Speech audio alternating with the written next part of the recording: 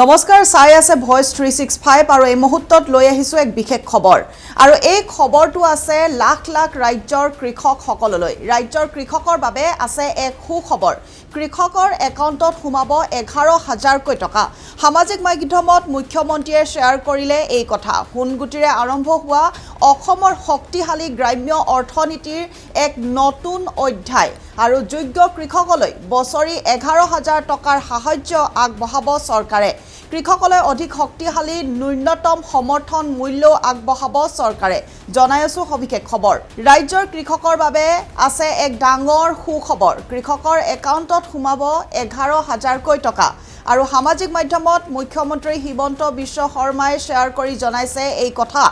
হুনগুটিৰে আৰম্ভ হোৱা অসমৰ শক্তিশালী গ্ৰাম্য অৰ্থনীতিৰ এক নতুন অধ্যায় সূচনাৰ বাবে এই সহায়ৰ হাত আগবঢ়াব যোগ্য কৃষকলৈ বছৰি 11000 কোটি টকাৰ সাহায্য আগবঢ়াব চৰকাৰে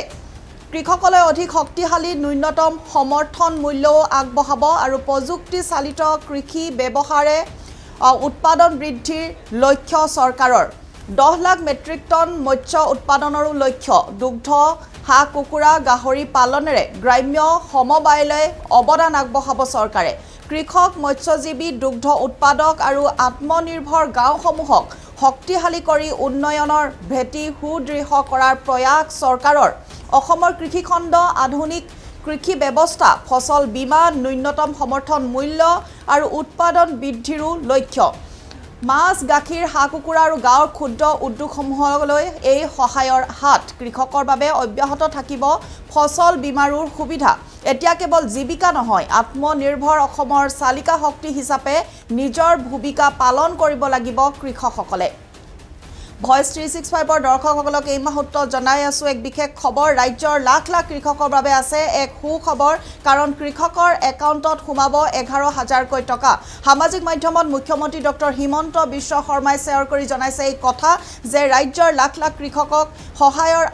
হাত আগবঢ়াব চৰকাৰে 11000 কোটি টকা দিব তেওঁলোকৰ একাউণ্টত হুনগুটিৰে আৰম্ভ হোৱা অসমৰ শক্তিশালী গ্ৰাম্য অৰ্থনীতিৰ এক নতুন অধ্যায় ইতিমধ্যে সূচনা হৈছে আৰু যোগ্য কৃষকলৈ বছৰি 11000 কোটি টকাৰ সাহায্য আগবঢ়াবলৈ পৰিকল্পনা কৰিছে চৰকাৰে কৃষকলৈ অধিক শক্তিশালী ন্যূনতম সমৰ্থন মূল্য আগবঢ়াব চৰকাৰে প্ৰযুক্তি চালিত কৃষি ব্যৱস্থাৰে উৎপাদন বৃদ্ধিৰো লক্ষ্য চৰকাৰৰ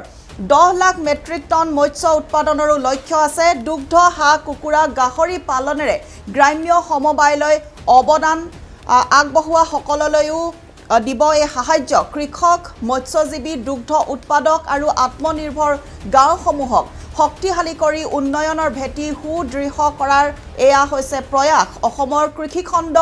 আধুনিক কৃষি ব্যৱস্থা ফসল বীমা ন্যূনতম সমৰ্থন মূল্য আৰু উৎপাদন বৃদ্ধিৰো লক্ষ্য মাছ গাখীৰ হাঁহ কুকুৰা আৰু গাঁৱৰ ক্ষুদ্ৰ উদ্যোগসমূহক সহায়ৰ হাত আগবঢ়াব চৰকাৰে আৰু কৃষকৰ বাবে অব্যাহত থাকিব ফসল বীমাৰো সুবিধা এতিয়া কেৱল জীৱিকা নহয় আত্মনিৰ্ভৰ অসমৰ চালিকা শক্তি হিচাপেও নিজৰ ভূমিকা পালন কৰিব কৃষকে